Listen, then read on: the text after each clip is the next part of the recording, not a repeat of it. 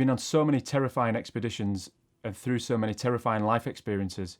There must be something that scares you. You must have at least one phobia.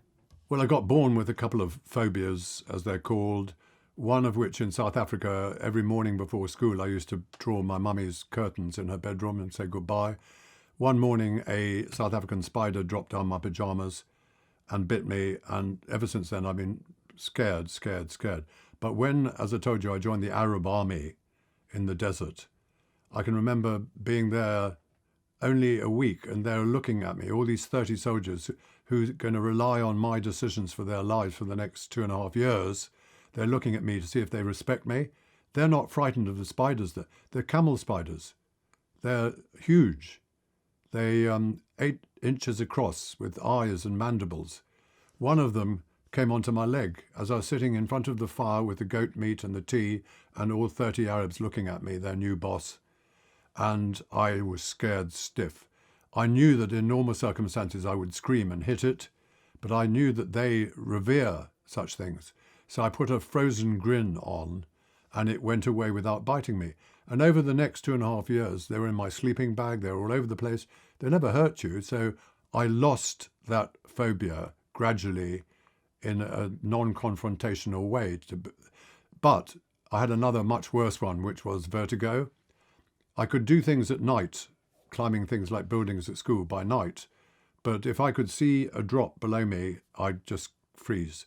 So basically, when my late wife of 36 years, Jenny, died, for a year I couldn't do a damn thing. I was just desolate, and I thought, I've got to snap out of this.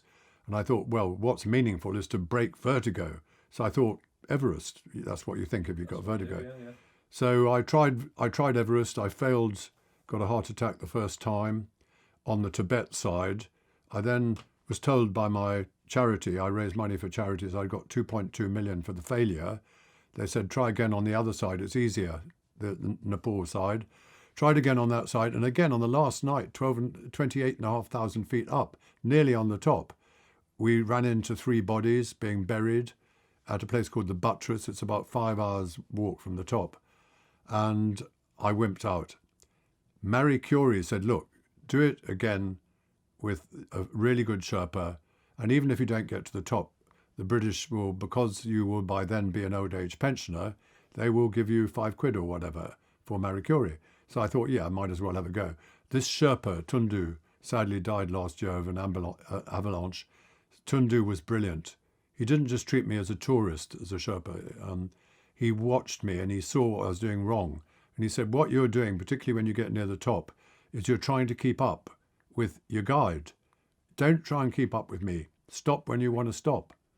And don't worry about the oxygen. I'll manage that for you. And that way, and he said, look, go by day, too many people, because the weather only has little pockets when it's possible. We will go by night. I said, oh, I thought you shouldn't do that. He said, I can do that. Night, nobody there. No problem with other people. So, yeah, I got up without any problem at all on the 3rd attempt. I couldn't work out why I'd made such a mess of it twice.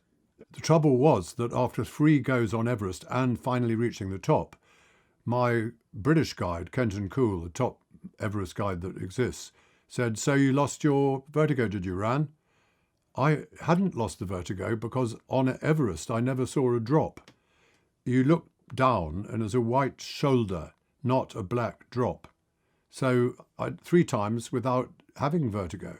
So Kenton said, look, don't you worry. I will take you much cheaper. It's very near England, a thing called the North Face of the Eiger in the Alps. And that will really get you vertigo trained.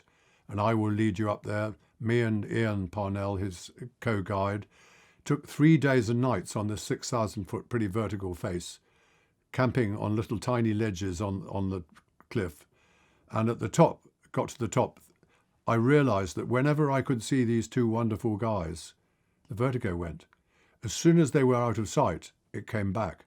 So get to the top of this incredible, horrible north face after 3 days and nights, and I realised I've not lost the vertigo. So I've given up, no more mountains. So the life lesson is? Don't realise too late when you can't get over a phobia. Accept the fact that the phobia is there, leave it.